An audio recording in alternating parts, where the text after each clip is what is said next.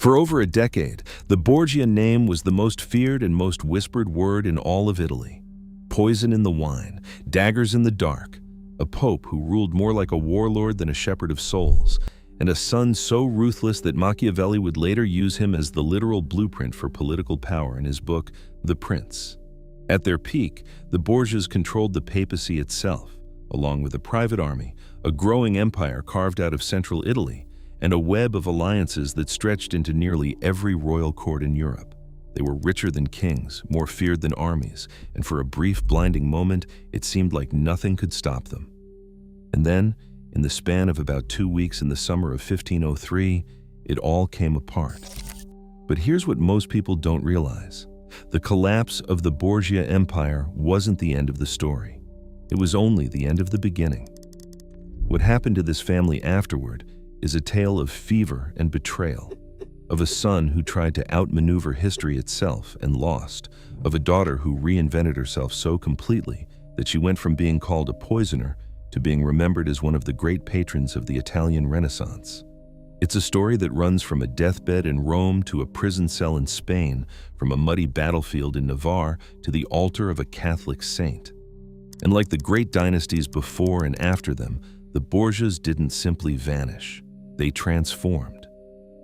So let us start where the empire actually broke. It was August of 1503, and Pope Alexander VI, born Rodrigo Borgia, was dying in the Vatican. He was 72 years old, and for 11 years he had ruled the Catholic Church not as a distant spiritual figure, but as a scheming, ambitious, deeply worldly monarch, a man who used the papacy as a launching pad for his family's power rather than the other way around. Beside him, also gravely ill, was his son Cesare, the man who had become the most feared military commander in Italy, the Duke of Valentinois, the conqueror of the Romagna.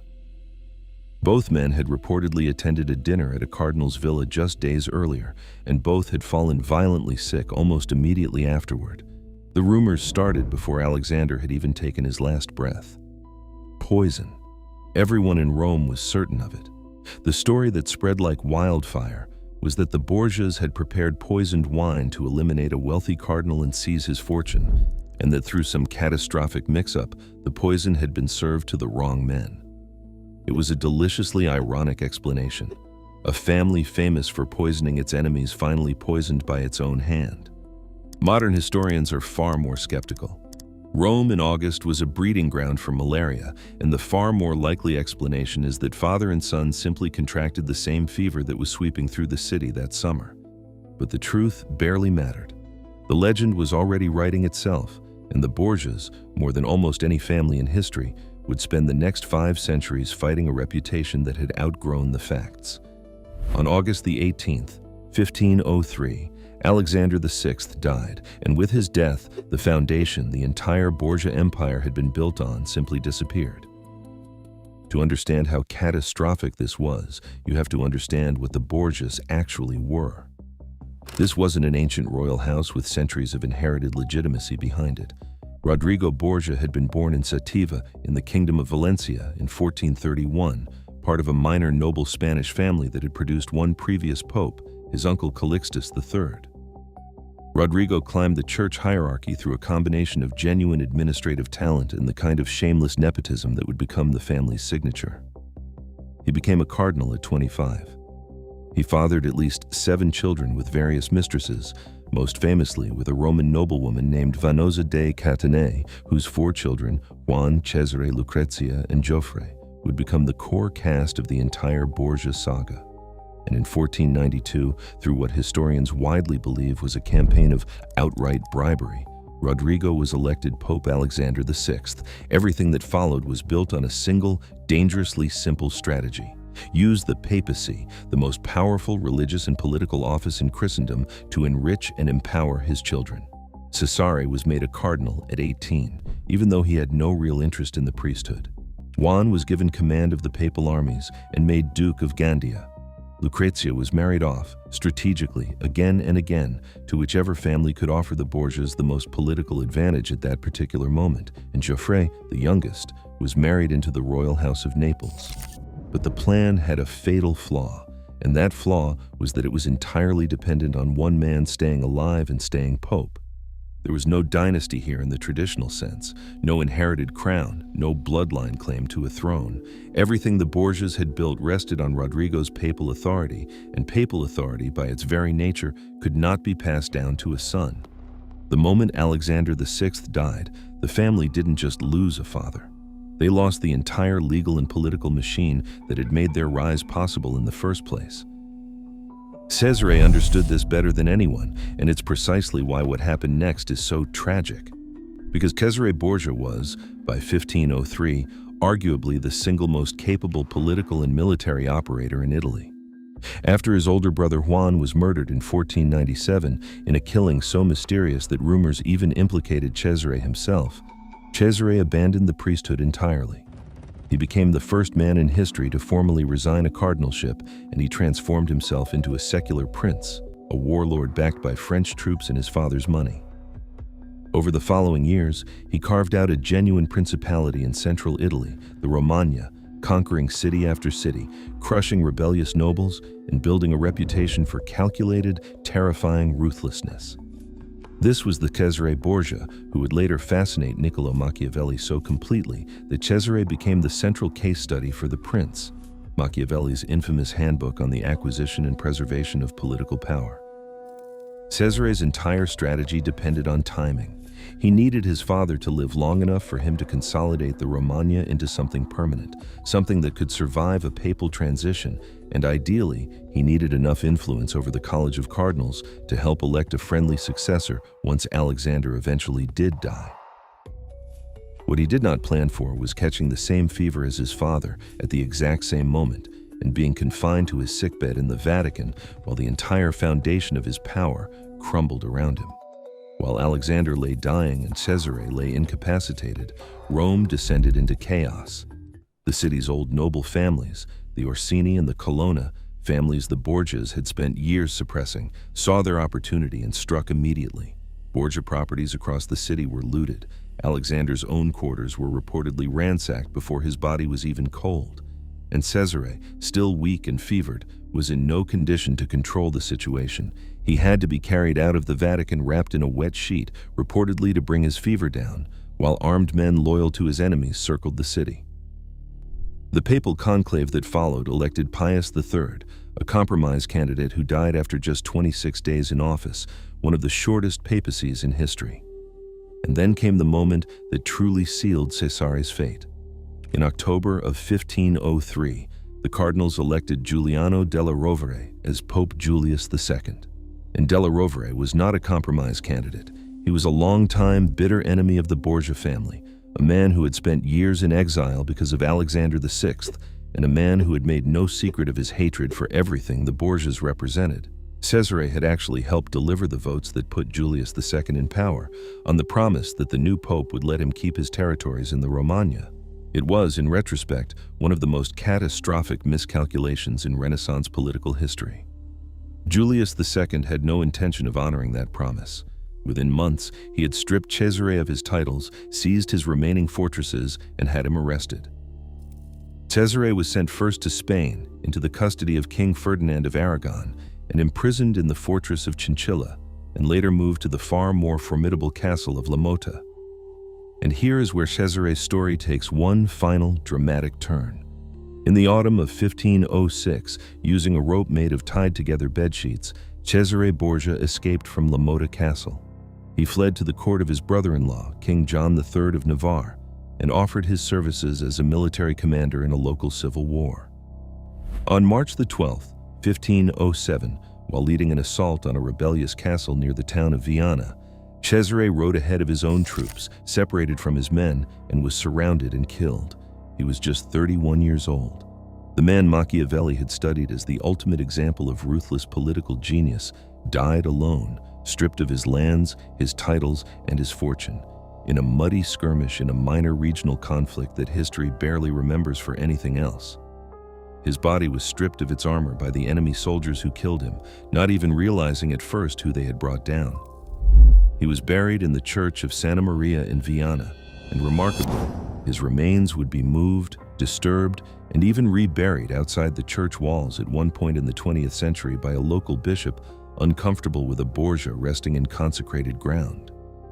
It wasn't until 2007, exactly 500 years after his death, that his remains were finally reinterred with proper dignity. While Cesare's story ended in blood and obscurity, his sister Lucrezia's story was only just beginning to find its true shape. Lucrezia Borgia had spent her early life as a political instrument, married off 3 times by her father and brother purely for strategic advantage.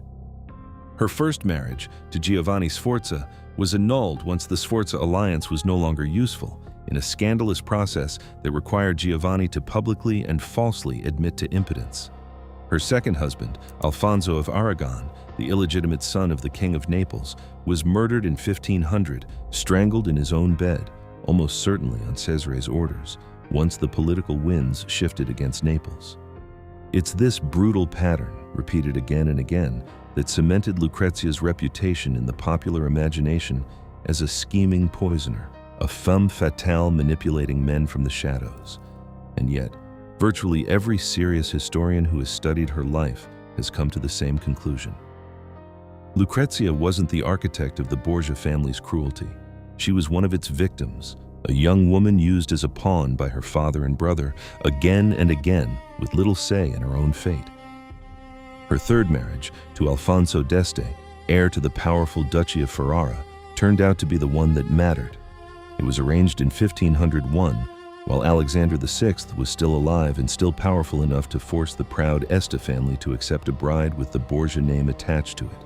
And it was this marriage, ironically the last one her family ever arranged for her, that let Lucrezia outlive the fall of her family entirely. When Alexander died in 1503 and Cesare's power collapsed soon after, Lucrezia was already established in Ferrara, hundreds of miles north of Rome, safely outside the chaos consuming her father's former territories.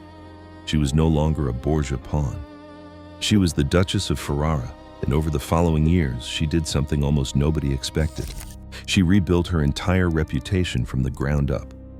Lucrezia became one of the great patrons of the arts in Renaissance Italy. She supported poets, funded churches and convents, corresponded with some of the leading intellectuals and artists of her era, including the poet Pietro Bembo, with whom she carried on a famous and passionate correspondence. She oversaw the Ferrarese court with genuine political skill, and by most contemporary accounts, she was beloved by the people of Ferrara for her piety, her charitable works, and her patronage. The woman once whispered about in Roman gossip as a poisoner and a schemer spent her final 2 decades known instead as a devout, generous, and cultured duchess. Lucrezia died in June of 1519 at just 39 years old from complications following the birth of her 8th child. And unlike her father and brother, whose deaths marked the collapse of everything they had built, Lucrezia's death marked the quiet, dignified end of a woman who had genuinely succeeded in outrunning her family's reputation. Her children by Alfonso d'Este continued the House of Este's line, meaning that, quietly and without much fanfare, Borgia blood flowed directly into one of Italy's most respected and enduring noble families for generations afterward. So what happened to everyone else? What happened to the family name itself, the one that had once made cardinals tremble and inspired an entire genre of horror-tinged Renaissance gossip? Here is where the Borgia story takes its strangest and most unexpected turn of all, and it happened not in Italy, but back in the family's original homeland of Spain. Because while the Italian branch of the Borgias, the branch of Rodrigo, Cesare, and Lucrezia, effectively burned out within a generation, the Spanish branch of the family, known there as the Borgia, quietly continued on, holding on to their title as Dukes of Gandia in Valencia. And in 1510, just 3 years after Cesare died on a battlefield in Navarre, a great-grandson of Pope Alexander VI was born into that Spanish branch of the family. His name was Francisco de Borja, and his early life looked, at first, like a continuation of the same old Borgia pattern of worldly power and privilege. He inherited the Dukedom of Gandia, served at the imperial court of Charles V, married well, and had 8 children of his own. By any measure, he was living the successful, comfortable life of a high Spanish nobleman with a complicated family history. But in 1539, everything changed. Francisco was tasked with escorting the body of the Empress Isabella of Portugal, the wife of Charles V, to her burial. When her coffin was opened for identification before the final burial in the summer heat, her body was found to be in an advanced and horrifying state of decomposition, barely recognizable as the beautiful Empress Francisco had known in life. The experience shook him to his core. He reportedly vowed at that moment to never again serve a master who could die and decay so completely, and to dedicate the rest of his life to God instead. It took years to fully act on that vow. He continued his duties, buried his own wife in 1546, and settled his children's futures. But once his obligations were complete, Francisco de Borja renounced his title as Duke, gave away much of his fortune, and joined the newly formed Society of Jesus, the Jesuits, one of the most demanding and intellectually rigorous religious orders in the Catholic Church. He rose quickly through its ranks, eventually becoming the third superior general of the entire Jesuit order in 1565, effectively one of the most powerful religious figures in the Catholic Church, guiding the order through a period of massive global expansion into Asia, Africa, and the Americas. He died in Rome in 1572. And in 1671, nearly a century later, the Catholic Church canonized him as Saint Francis Borgia. Sit with that for a moment. The same family whose name had become a European byword for poison, incest, and papal corruption, the family that inspired centuries of scandalized gossip and horror stories, produced a canonized Catholic saint within just 2 generations of its supposed downfall. It's one of the most remarkable reputational reversals in the entire history of European nobility, where the Habsburgs would later see one of their own beatified for his suffering and exile. The Borgias, in their own strange and much earlier way, produced a saint born directly from the ashes of their most notorious successes. The Borgia name itself never regained the political power it had briefly wielded under Alexander VI. There would be no Borgia popes after him, no Borgia dukes ruling over conquered Italian territories. But the family, in the broader sense, the Borgia line in Spain, continued quietly for centuries, producing viceroys, churchmen, and nobles, gradually fading into the wider tapestry of the Spanish aristocracy. Descendants of the family, through the Este line from Lucrezia, and through the Spanish Borja line from Francisco's siblings and children, exist scattered across European noble houses to this day, their Borgia ancestry now more of a historical curiosity than any kind of active dynastic claim. And the name itself, Borgia, took on an almost mythological second life. It became shorthand in popular culture for Renaissance intrigue, poison plots, and ruthless ambition, the subject of operas, novels, television series, and endless historical fascination. In many ways, the Borgias achieved a strange, backhanded kind of immortality. Not through surviving bloodlines or preserved wealth, but through becoming one of history's most enduring cautionary tales, a story people are still telling, still adapting, still arguing over 5 centuries later. So what do we actually make of all this? A pope who built an empire on ambition and nepotism, a son who briefly became the most feared man in Italy before dying forgotten in a foreign field, a daughter written off as a monster who quietly became one of the great cultural patrons of her age, and a great-grandson who walked away from a dukedom to become a Catholic saint. Perhaps the real lesson of the Borgias is how thin the line was, in Renaissance Italy, between total power and total ruin, and how that same instability that let Rodrigo Borgia claw his way to the papacy was the exact same force that destroyed everything he built within weeks of his death. Cesare tried to outcalculate history itself and lost. Lucrezia, given no power at all in her own story for most of her life, ultimately outlasted and outshone both her father and her brother simply by surviving and rebuilding, quietly, patiently, on her own terms. It raises a question that echoes far beyond one Renaissance Italian family. When your empire is built entirely on one person's power, what actually happens to everyone left standing when that person is gone? Is it ambition that survives, or reinvention? Ruthlessness or resilience? The Borgias, in their own chaotic, blood-soaked, and ultimately redemptive way, seem to suggest it was the latter all along. If you made it this far, drop a rose emoji in the comments. It was the Borgia family crest. And if you're not subscribed yet, hit that button. It genuinely helps the channel, and it means I can keep bringing you stories like this one. Thanks for watching, and I'll see you in the next video.